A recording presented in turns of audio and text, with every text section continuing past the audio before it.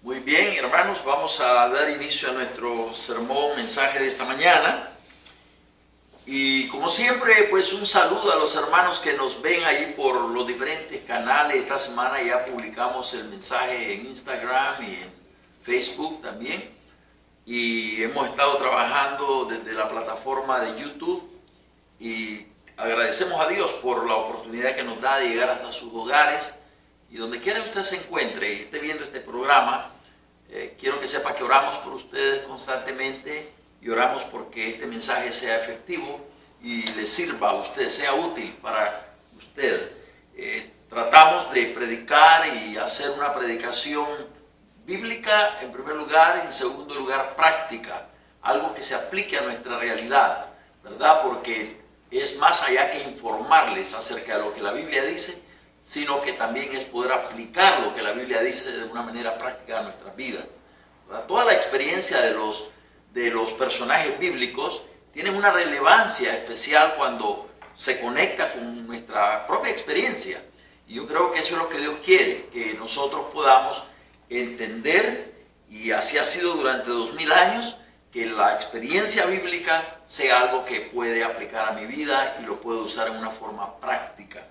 Esta mañana estaré continuando realmente el tema de la fe y he estado predicando ya probablemente unas 4 semanas sobre el tema de la fe. Y hoy quiero tocar un pequeño aspecto en el tema de la fe. Y es la fe demanda, escuche esto, esperar.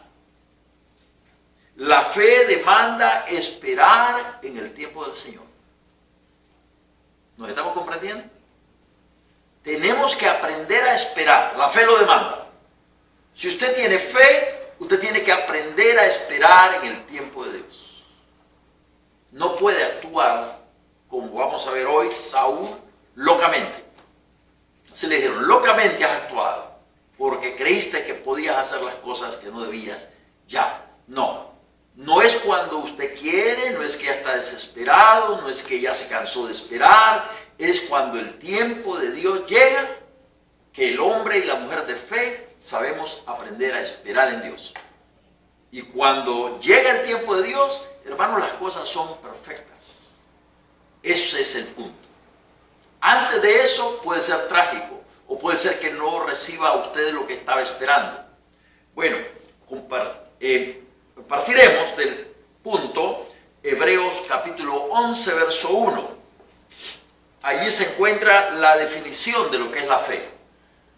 Y dice la Biblia, es pues la fe, la certeza, es decir, la seguridad de lo que se, ¿qué dice ahí? Espera. Alguien está esperando por algo. Esa es la fe. Es la seguridad, la certeza, la convicción de lo que se espera. La fe te hace esperar. Tienes que esperar. No es tan rápida las cosas como nosotros las desearíamos. Y en una sociedad como la nuestra, contemporánea, le han llamado la sociedad del microwave o la necesidad de la sociedad de que todas las cosas tienen que ser hechas ya. Ya nadie quiere hacer ejercicio, mejor una operación rápida y al día siguiente ya estoy en forma. No, no es así la cosa. Nadie quiere sudar, ¿verdad? Nadie quiere pasar por un proceso. Bueno, en la fe y en las cosas de Dios no funcionan así las cosas. Tenemos que aprender a esperar. Porque cuando estamos esperando en Dios, hermanos, nuestra fe se está consolidando. Nuestra fe se está fortaleciendo. Y como veíamos la semana pasada, la fe tiene que ser probada. Y estamos esperando y estamos, hermanos, siendo probados. Y cuando termina la prueba, salimos, hermanos, como el oro, bien templados y bien probados. Y luego, hermanos, va a continuar ese fortalecimiento porque apenas habremos aprendido a levantar 10 libras y ahora el Señor quiere que aprendamos a levantar 20 libras y mañana 30 libras. Por eso es que un hombre como Job, a quien nosotros respetamos y la Biblia le llama perfecto, y decimos, pero ¿por qué Job tuvo que pasar este tipo de experiencia? cuando Job ya era un hombre consagrado, era un hombre que la Biblia le llama perfecto. ¿Por qué? Pero al final del libro nos damos cuenta de que Dios tenía planes para Job. Dios no había terminado con Job, como no ha terminado con usted ni conmigo. Y Dios dice: Job, todavía quiero que crezcas un poco más. Y es así el nivel. Y en este nivel, los hijos tienen que morir, los bienes materiales tienen que desaparecer, su salud tiene que desaparecer. Mire qué terrible es. Pero lo que yo le acabo de llamar terrible, realmente es el proceso en donde Dios está llevando a un hombre, a uno de sus mejores hombres de la época, y llevándolo a subir y a escalar aún más ese nivel. Así que cuando estés sufriendo, cuando estés llorando, cuando estés pasando por las dificultades que pasas, quiero que pienses en esto: Dios está tratando de subirte de nivel. Mientras lloriqueamos como un niño y todo eso, somos bebés en Cristo. Pero cuando aprendemos a tragarnos nuestras lágrimas y cuando aprendemos, como Job, a decir: bueno, Jehová dio, Jehová quitó. Desnudo salí del vientre de mi madre, desnudo volveré allá.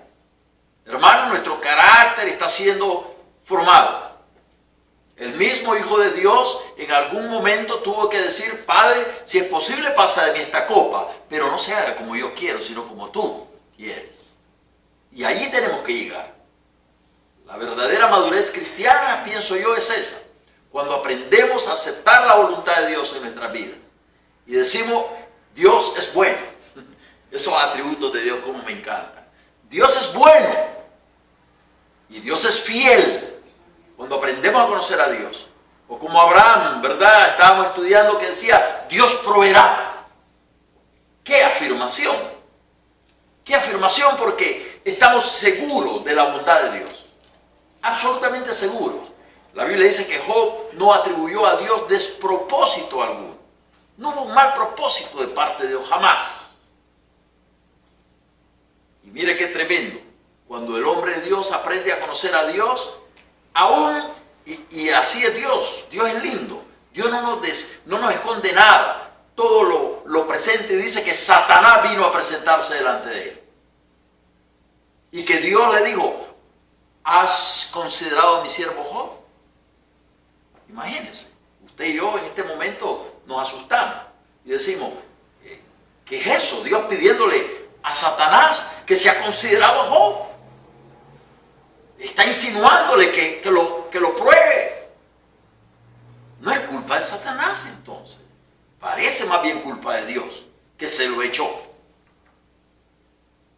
Mire, usted y yo no entendemos muchas cosas, pero ese diálogo entre Satanás y Jehová es una de las cosas que tenemos que aprender nosotros simplemente a respetar y a decir: Satanás tiene acceso, y esa es la realidad con la que yo trabajo. Satanás tiene acceso a la presencia de Dios para pedirle mi cabeza, y si Dios quiere, se la concede para que yo sea aprobado, con el propósito de que mi fe siga aumentando, que mi carácter cristiano siga aumentando.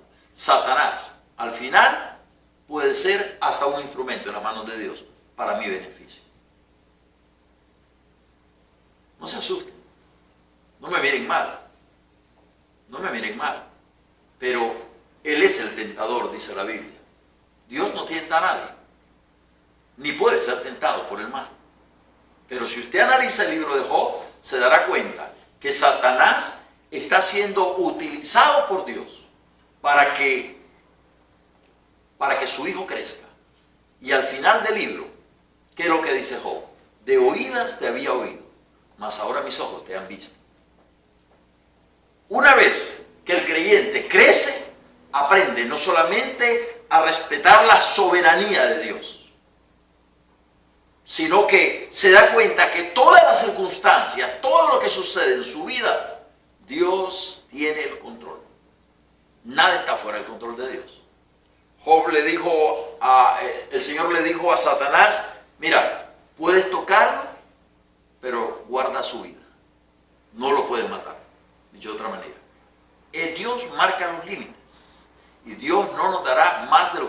podemos soportar.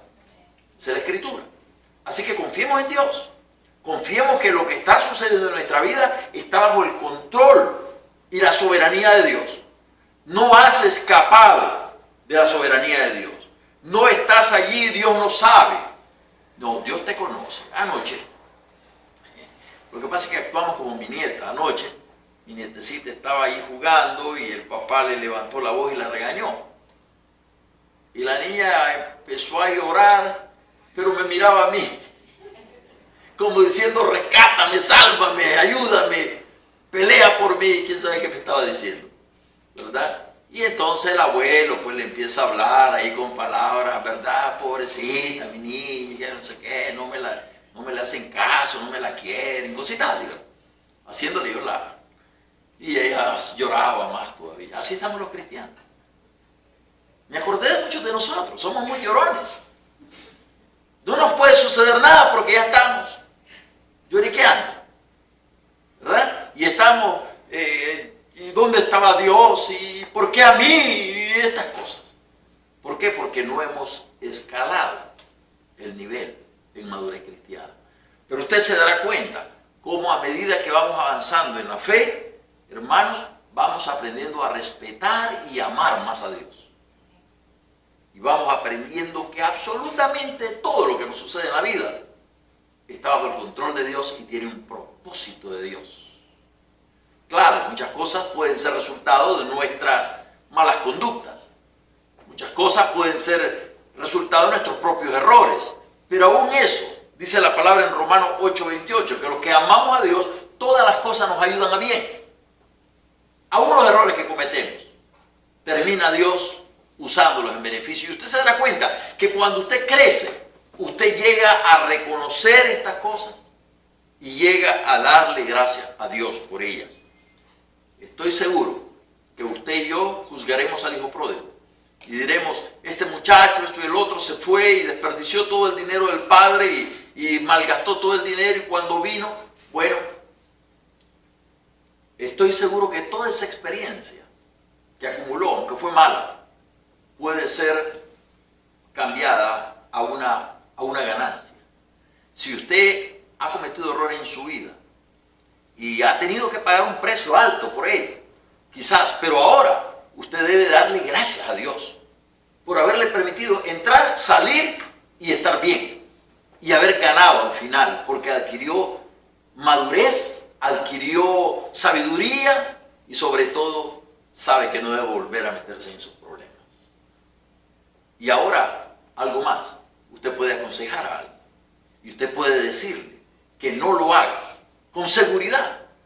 ¿Sabe? Una de las cosas más preciosas para nosotros es que como seres humanos podemos disfrutar de algo que los ángeles no pueden disfrutar. Y es que nosotros somos pecadores, arrepentidos, hemos sido lavados por la sangre del Cordero. Y ahora podemos alabar a Dios con conocimiento de saber que somos pecadores arrepentidos. Los ángeles no pueden decir eso. Tenemos una experiencia ahora de hijos de Dios. Me decía, conversaba con un pastor amigo y yo le decía de que los ángeles son superiores que nosotros por ahora, porque los ángeles tienen una condición diferente a la nuestra. Y le decía que Jesucristo mismo, fue decretado por un tiempo un poco menor que los ángeles. Fue hecho por un tiempo un poco menor que los ángeles, según lo que la Biblia dice. ¿Por qué? Porque se hizo hombre. Y al hacerse hombre cayó en ese nivel de un poco menor que los ángeles. Pero le decía yo a mi amigo de que un día, cuando ya seamos nosotros transformados, vamos a ser superiores que los ángeles. Y entonces me decía él, no, ¿cómo? ¿Cómo va a ser eso posible? Que vamos a ser superiores que los ángeles. Claro que sí. Nosotros ahora somos hijos de Dios en una nueva dimensión. Ya no con esta carne que nos lleva y nos arrastra hacia el pecado, pero bajo una nueva dimensión tenemos que ser superiores que los ángeles porque somos hijos. Y le decía, mira lo que dice Juan 17. Y mira lo que Jesús hizo. No lo hizo por los ángeles, lo hizo por nosotros. Y ahora en Juan 17 dice que Jesús está pidiéndole al Padre que Él quiere que donde Él esté, nosotros también estemos. Superiores a los ángeles. Y entonces dejamos la mente volar un poquito. Y le decía yo, mira, tú mira toda esta galaxia, todo este universo. Porque hablábamos un poquito también acerca de los muertos que están en Cristo y para mí mi concepto es que Dios no es Dios de muertos, sino Dios de vivos. Yo le decía, para mí todas las personas que he conocido en mi vida, creyentes y que están muertos, que ya murieron, están en Cristo y están más vivos que nunca. Porque él piensa que estamos allá, pero estamos dormidos, esperándola. Le digo, no, eso es una mezcla de la creencia de los testigos de Jehová, del sueño. No. El creyente, lo que yo entiendo en la Biblia, está vivo. Dios no es Dios de muertos, sino es Dios de vivos, dice la Biblia. Y le recordaba cómo Moisés y Elías vinieron y se presentaron delante del Señor en el monte de la transfiguración. Y me decía, no, pero es que Moisés y Elías son cristianos de otro nivel. No, aquí no hay niveles. Somos hijos de Dios y punto. Jesús inclusive dijo que los hijos de Dios veníamos a ser, los hijos del reino veníamos a ser superiores que Juan el Bautista. Y decía que no había habido otro hombre como Juan el Bautista. Así que no, esto no es de diferentes ligas. Aquí San Pablo, San Pedro, San Juan, Santa Julia, ¿cómo se llama el hermano Núñez? Arturo, Santo Arturo. Y todos los santos que han estado entre nosotros están vivos y están disfrutando de la presencia de Dios. Y mi amigo me decía, no, pero es que hay que descansar de estas obras. Bueno, cuando la Biblia habla de descansar de estas obras de la carne, pero dígame usted, en esta nueva naturaleza que vamos a recibir, ¿qué descanso? ¿Qué vamos a ir a descansar? Ya el descanso es espiritual, ¿verdad? Bueno, mire, así que el creyente tiene que aprender a esperar, porque eso es la definición de la fe, es la certeza de lo que se espera, la convicción de lo que no se ve. Hay un ejemplo que quiero usar esta mañana y es en el libro de Lucas capítulo 2. En el libro de Lucas capítulo 2, verso 22 creo que es.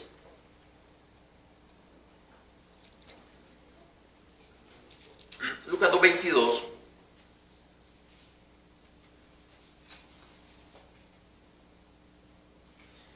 Y va bien el 25 para ser más preciso. Se habla allí de un anciano cuando Jesús fue llevado al templo para ser presentado al Señor. Allí había un anciano que a mí siempre me ha llamado la atención, llamado Simeón. Y dice ahí la Biblia, y he aquí había en Jerusalén un hombre llamado Simeón, y este hombre justo, piadoso, esperaba la consolación de Israel, y el Espíritu Santo estaba sobre él. Y le había sido revelado por el Espíritu Santo que no vería la muerte antes que viese al ungido del Señor. Y movido por el Espíritu vino al templo. Y cuando los padres del niño Jesús lo trajeron al templo para hacer por él conforme al rito de la ley, él le tomó en sus brazos y bendijo a Dios diciendo: ahora, Señor, despides a tu siervo en paz, conforme tu palabra, porque han visto mis ojos tu salvación, la cual has preparado en presencia de todos los pueblos, luz para revelación a los gentiles y gloria de tu pueblo Israel. Y José y su madre estaban maravillados de todo lo que se decía de él, refiriéndose al niño. Aquí hay un anciano que pasó toda su vida esperando una promesa de Dios. La promesa de que él iba a ver al niño, al Mesías, que había de venir. Esperar en el Señor puede tomarnos quizás toda la vida. Porque escucharon lo que dijo, ahora ya despide a tu siervo en paz, no hay problema. Ya me puedo ir. Vivió toda una vida en fe y ahora su fe se ha concretizado, se ha realizado cuando él mira a este niño. Pero él vivió bajo una promesa que Dios le hizo a él. Mis amados hermanos, nosotros vivimos bajo las más hermosas promesas Y es que un día le veremos a Él cara a cara y le conoceremos tal y como fuimos conocidos por Dios. Nosotros vivimos bajo la promesa de la salvación, por ejemplo. A nosotros se nos prometió que si creíamos en Jesucristo, cree en el Señor Jesucristo y serás salvo tú y tu casa. Y varios pasajes de la Biblia en donde se nos afirma que si confesamos, que si creemos con el corazón y confesamos con nuestra boca, seremos salvos. Mire usted, qué tremendo. Y nosotros nos aferramos y nos hemos aferrado a esos textos de la Biblia. Los hemos creído y ahí se ha desarrollado nuestra fe. Y hemos ido por muchos años, en mi caso 40 y algo de años, confesando que Jesucristo me ha salvado, que Él murió por mí en la cruz del Calvario y que ese sacrificio es suficiente, que nadie más tiene que intervenir, que no hay que sumarle nada más para ser salvo que creer en el Señor Jesucristo, en su obra redentora, en lo que Él hizo en la cruz del Calvario, y que no hay otro intermediario más entre Dios y mi persona que Jesucristo. Jesucristo hombre, porque Él dijo: yo soy el camino y la verdad y la vida. Nadie viene al Padre si no es por mí, dijo Él. Y lo hemos creído con todo nuestro corazón, esos textos de la Biblia. ¿Por qué? Porque es la palabra de Dios simplemente. Y el Espíritu Santo se ha encargado de afirmar estas cosas en nuestro corazón y de convertirlo en una convicción tal que hoy tranquilamente me puedo ir a la muerte recostado en esas promesas que el Señor hizo, de que seríamos salvos. Y hemos confiado en Él y hemos pasado la vida diciendo: somos salvos, soy salvo y ya puedo morir y sé dónde voy al cielo, porque Jesús lo dice en su palabra, y no porque he sido buena cosa, sino porque simplemente Jesús me salvó, me perdonó mis pecados y me constituyó en un hijo suyo. Así que cuando llegue al cielo y me pregunten: ¿quién es usted, Rolando Mendoza, y por qué vino aquí y no al otro lugar? ¿Por qué me ha venido a tocar aquí la puerta? Yo le diré: bueno, porque Cristo me dijo, Él murió por mí, Él me prometió, y Él no es hijo de hombre para que mienta, ni para que se arrepienta. Así que hemos vivido, nuestra fe ha estado recostada a estas promesas y nuestra fe ha ido creciendo y creciendo más cada día. Y sí, ahora estamos en otro nivel. Estamos en un nivel en que probablemente muchos de nosotros podríamos dar la vida por Cristo sin ningún problema, porque no nos van a hacer retroceder por estas convicciones. Y es lo que le pedimos a Dios, ¿verdad? De que nunca ningún tipo de prueba nos lleve a desistir de la fe. ¿Por qué? Porque creemos que somos salvos. Y somos salvos por la fe. Escúcheme. Usted es salvo por la fe. No porque ya haya literalmente recibido la salvación, sino porque la salvación la va a recibir un día. La salvación está esperando por nosotros, según la palabra del Señor. La salvación está esperando por nosotros. No la hemos adquirido físicamente, pero la hemos adquirido a través de la fe. Ya somos salvos por la fe, porque hemos creído en la palabra del Señor, que nos garantiza esa salvación si nosotros creemos en Jesucristo. Por eso este famoso tema de que si la salvación se pierde o no se pierde, que ha llegado a tema de gran debate entre teólogos. Un día analizando, porque siempre están preguntando: ¿usted cree que la salvación se pierde o no se pierde? Un día leí a alguien que dijo: bueno, la salvación no se pierde, el que se pierde es el hombre, ¿verdad? Y es verdad. Luego también llegué a entender que la salvación es adquirida por la fe, y si usted no tiene fe, esa salvación no le va a pertenecer jamás. Usted necesita tener la fe en Jesús para que pueda abrazar esa fe por fe. Esa salvación por fe. No puede ser de otra manera. Permítame ver si les puedo compartir un texto.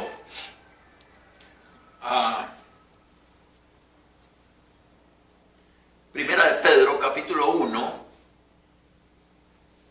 Un día leyendo Primera de Pedro, los sentidos se me despertaron y empecé a pensar en todo esto.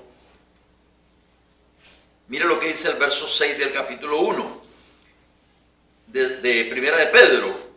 En lo cual vosotros os alegráis, aunque ahora por un poco de tiempo, si es necesario, tengáis que ser afligidos en diversas pruebas, para que sometida a prueba vuestra fe, mucho más preciosa que el oro, el cual aunque parece perecedero, se prueba con fuego. Amén. Estamos en lo mismo, ¿verdad?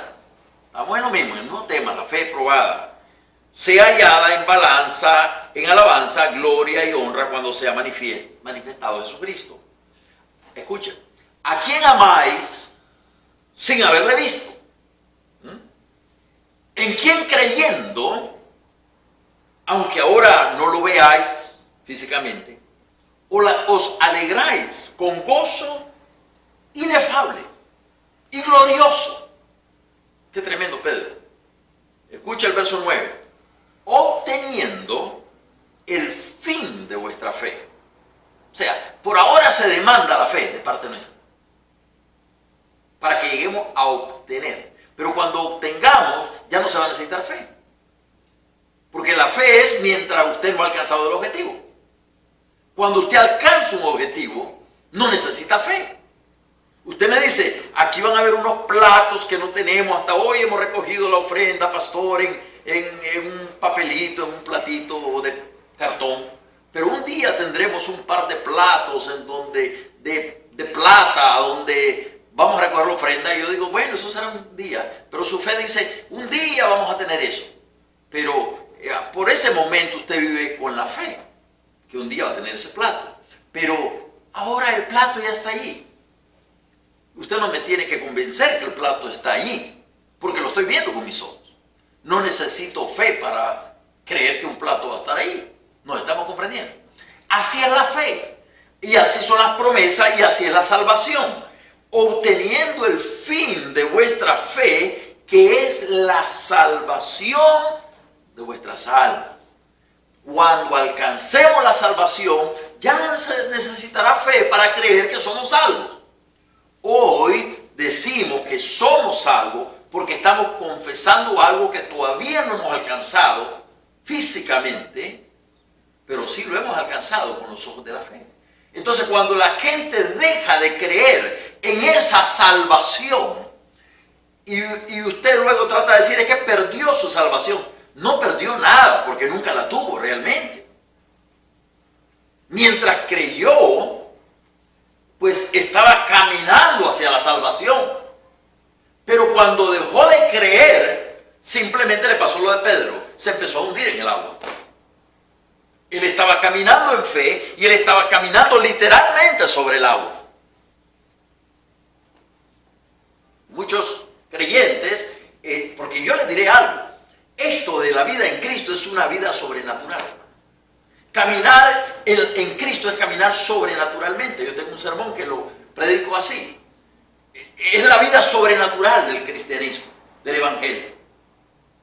Porque no es natural que alguien te golpee una mejilla y tú tengas que poner la otra. No es natural eso.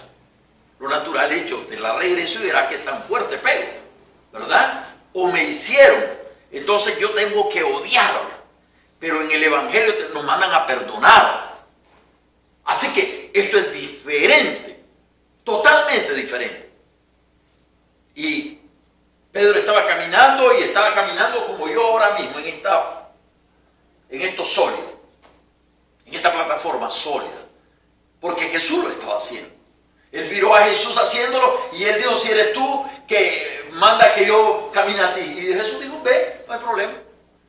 Igual te lo dice hoy el Señor. ¿Tú qué crees que es imposible perdonar? ¿Tú qué crees que es imposible amar a tu enemigo? Hermano, las enseñanzas de Jesús son todas reales. Ama a tu enemigo. ¿Se puede amar a un enemigo? Él lo demostró desde la cruz del Calvario, perdonando a sus enemigos.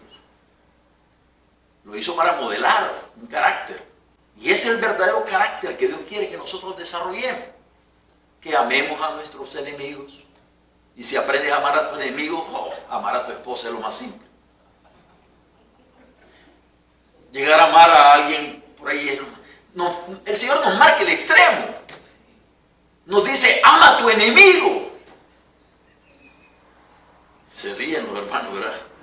Les da risa. Les da risa porque no pueden creer que pueden llegar a amar a sus esposas. ¿Por qué no, hermanos? Qué prueba más grande de amor, ¿verdad?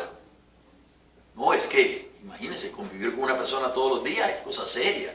Si alguien nos conoce realmente nuestros defectos, nuestras esposas.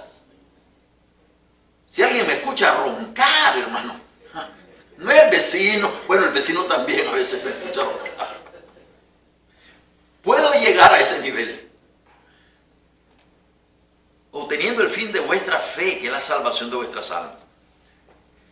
Este caminar en fe demanda aprender a esperar en el Señor.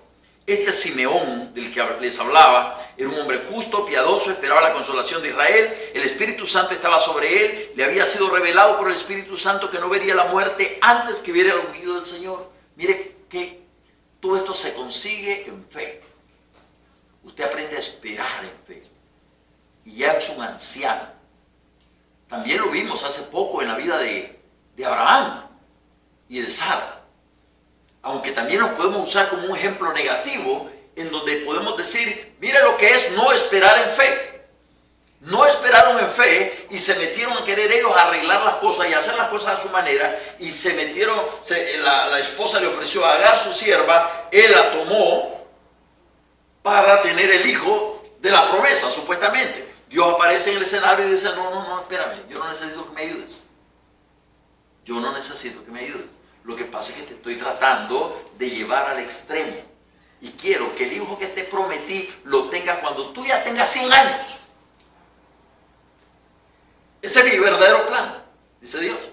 Y yo te lo pude haber dado cuando Sara era una mujer joven y guapa y hermosísima porque tuvo problemas. ¿Se acuerdan? Sara tuvo problemas, Abraham tuvo problemas por la belleza de Sara. Yo no sé cómo pueden ver la belleza de esa mujer si todos cubren por todos lados. Y es tanto así que en Egipto la vieron y él tuvo que mentir y decir que era hermano de ella para que no le pasara nada a él, porque estos me van a matar cuando vean que Sara es tan bella. Wow, hasta entonces Abraham se dio cuenta que la mujer era bonita. Como algunos entre vosotros, que no le dicen a la esposa que está bonita. Como me reclaman a mí a cada rato, ¿verdad? Nos reclaman. Ya te fijaste qué bonita que estoy. Hija, no quiero mentir, por favor. No me hagas mentir, ¿verdad? No me obligues a mentir.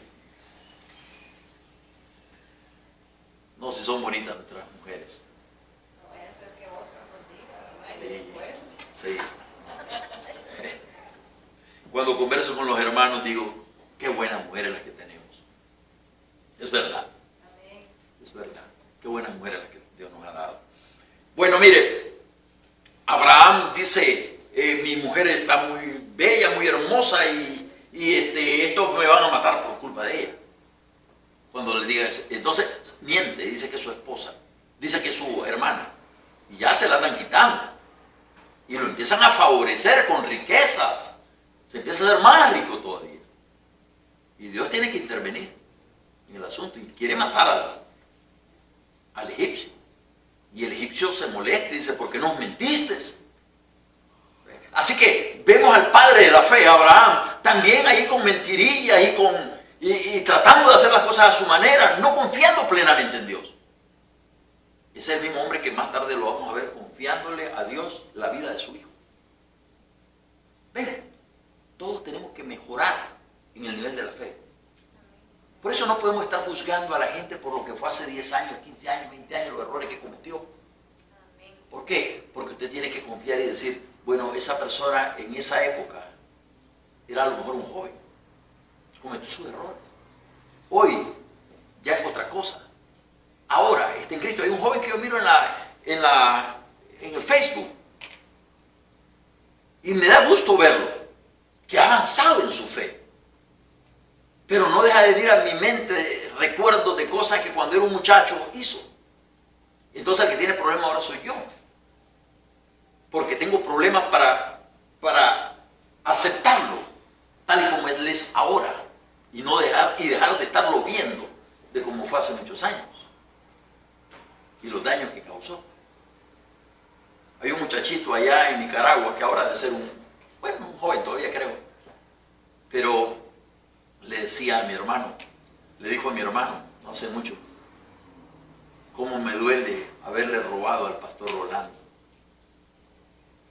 Porque uno de mis primeros viajes, yo dormí en un cuarto y entonces este muchachito, mi hermano le dijo, cuídalo, duerme ahí con él para que lo cuides, porque como este muchacho era pandillero, andaba ahí de vaguito, entonces todos sus amigos eran vagos, entonces supuestamente al andar ese muchacho ahí cuidándome no me iba a pasar nada. Y no me pasó nada, gracias a Dios, ¿verdad? Pero él se me robó una grabadora, algo así, una que toca un CD player. Se me lo robó. Pues, imagínense, él era ladroncillo. Y me lo echaron ahí, pues entonces se me dio algo. Y más tarde, hablando con mi hermano, él se convirtió al Señor. Y le dijo, una de las cosas que más me duele es haberle robado al pastor Rolando. Yo le dije, no hay problema, ahí me lo paga la próxima vez que lo veamos. Ay. Pues este Simeón, hermanos, vivió en fe, esperó en Dios. Abraham igual. Abraham supo esperar en el Señor al final. Entendió que Dios lo estaba llevando al extremo de vivir 100 años para tener su hijo. Ve cómo podemos ir comprendiendo. Claro, lo que pasa es que nosotros estamos viviendo el presente y no estamos ya en el futuro. Pero cuando usted esté en el futuro y mira hacia atrás, usted dice, ahora entiendo por qué sucedió aquello. ¿Por qué Dios permitió que yo pasara por todo eso? ¿Verdad que sí? Así nos pasa. Ahora entiendo. Dios está arriba y está viendo todo el cuadro. Hay una expresión de Juan el Bautista en Mateo capítulo 11, verso 3. Él dice, ¿eres tú el que había de venir o esperaremos a otro? Mire, Juan el Bautista estaba dispuesto a seguir esperando si era necesario. Yo te pregunto, ¿tú estás dispuesto a seguir esperando eso que Dios te ha puesto en fe y ver, por ejemplo, la conversión de un hijo, la conversión de tu esposo, de tu esposa? ¿Estás dispuesto a seguir esperando si eso es lo que Dios demanda de ti? La fe nos enseña y demanda que aprendamos a esperar, hermano. Por causa del tiempo, yo sé que tenemos Santa Cena en unos minutos y debo de terminar, pero la Biblia nos habla en el libro de los Salmos, hermano, con mucha riqueza nos habla en el libro de los Salmos acerca de la importancia de saber esperar y cómo los hombres de fe supieron esperar. No sé si estamos listos allá atrás, hermano, o no. Si no, pues está bien. Yo tengo un par aquí de textos bíblicos. Es que le pedí al hermano que me pasara una lista de los textos bíblicos que queríamos. Pero, mire, por ejemplo, el salmista en el Salmo número 5:3 dice, oh Jehová, de mañana oirás mi voz, de mañana delante de ti, y esperaré.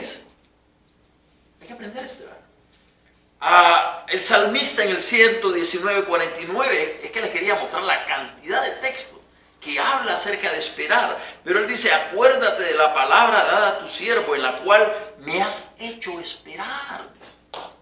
Mira qué lindo. Acuérdate de la palabra dada a tu siervo, en la cual me has hecho esperar, Señor. Es Dios el que nos ayuda y nos lleva a aprender a esperar, pero esto tiene un propósito, hermano. A veces una persona no se ha convertido y dices tú, ¿por qué no se convierte ya? Bueno, Dios está trabajando con el corazón de esa persona. Y es importante que tú aprendas que Dios respeta mucho a la gente y trabaja con nuestras voluntades. No va a forzar ahora la cosa solo porque tú no tienes la paciencia de esperar. ¿Me entendemos? Ahora Dios dice, necesito que esperes. Necesito que esperes porque así te esperé a ti. Así te esperé a ti. Uno de los ejemplos más negativos cuando no sabemos esperar, creo yo, lo encontramos en 1 Samuel capítulo 13. 1 Samuel capítulo 13, allí Saúl va a la guerra y Saúl es el rey y él tiene que esperar por el sacerdote Samuel para que Samuel bendiga al ejército antes de salir. Miren, Saúl es el rey, Samuel es el sacerdote. Ambos tienen su papel que desempeñar. Saúl no puede ir a la guerra mientras Samuel no le bendiga. Ese es el orden de Dios. Pues como Samuel no llegaba y se retrasa, Saúl se pone las vestiduras sacerdotales y proclama una bendición para el pueblo. Hace un oficio sacerdotal, hace algo que a él no le corresponde hacer. Y en cuanto él está terminando eso, aparece Samuel. ¿Y sabe lo que le dice? Locamente has hecho. ¿Por qué? Porque no supo esperar. Hermanos, necesitamos aprender a esperar. Amén. Esa es nuestra lección de esta mañana. La fe demanda, para que tú puedas ver concretizado las cosas que Dios tiene para tu vida, tienes que aprender a esperar en el Señor. Ahora, ¿cuánto tiempo va a pasar? No lo sé. A lo mejor nos va a tomar toda una vida aprender a esperar en el Señor para alcanzar algo. Quizás como este anciano Simeón, vamos a tener que llegar a un punto en nuestra vida en que digamos, bueno, yo debo de partir y Dios esperó hasta el último minuto para que esto yo lo hubiera realizado. O a lo mejor como José, que dijo, yo creo que el Señor no nos va a dejar aquí en Egipto, porque la promesa es que entraríamos a la tierra prometida. Pero yo estoy muriendo, ya esto no se realizó. Entonces, señores, yo quiero que ustedes me prometan que yo muero, pero que cuando la promesa de Dios se cumpla, ustedes tomen mis huesos y se los lleven con ellos porque yo quiero entrar ahí, aunque sea un hueso. Mire qué lindo. ¿Pero qué es eso? ¿No es fe? Eso es fe de que aquello se va a realizar aunque yo no lo vea en vida. Mis amados hermanos, déjenme decirle algo. Estamos esperando por la segunda venida de Cristo Jesús. Estamos esperando que Él va a regresar a la tierra. Y te diré algo, sea que lo veamos o que no lo veamos nosotros sabemos que eso se ha de realizar. Porque la segunda venida de Cristo es inminente. El apóstol San Pablo, describiendo en 1 de Tesalonicenses la venida de Cristo, nos dice que algunos seremos transformados, dice él. Fíjese, él se está poniendo en la posición como que él va a estar vivo cuando el Señor venga. Algunos seremos transformados, dice él. Primero habla de los muertos en Cristo resucitarán primero. Luego otros seremos transformados. Él nunca dijo, yo ya voy a estar muerto cuando Cristo venga. No dijo eso. Y eso es lo que usted y yo tenemos que proclamar. Cristo viene. Y viene durante el tiempo que yo esté con vida. Tengo que estar preparado de esta manera. Mantenerme fiel al Señor. Mantenerme santo, apartado para el Señor. Y si Cristo no viene, te preguntarán, bueno, si Cristo no viene, yo voy a Él. Eso no hay problema. Sea que Él viene o yo voy a Él, es lo mismo, hay un encuentro. Pero de que viene, viene. Amén, hermanos. Amén. Preparémonos, sepamos esperar, porque la fe lo demanda. Amén. Que el Señor me le bendiga a todos. A ustedes queremos recomendarle que acepte a Jesucristo como su Salvador personal. Entréguele su vida para que llegue a ser un hombre y mujer de fe y aprenda a esperar en Dios las más ricas y abundantes bendiciones. Dios tiene promesas maravillosas que ofrecerle. Ábrale su corazón a Cristo, recíbalo como su Señor y Salvador personal. Que Dios le bendiga.